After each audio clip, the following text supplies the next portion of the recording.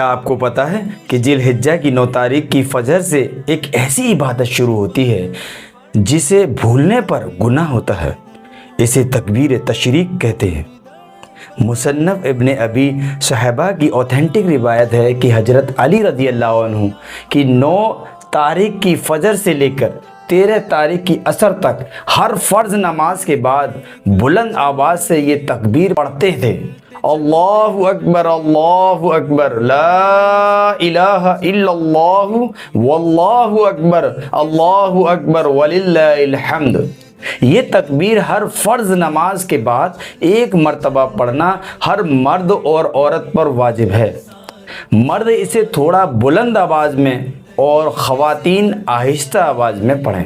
اس آنے والی بقرہ عید پر اس واجب پر ضرور عمل کریں۔ صحیح دینی معلومات کے لیے حدیث سمجھو کو سبسکرائب اور فالو ضرور کریں۔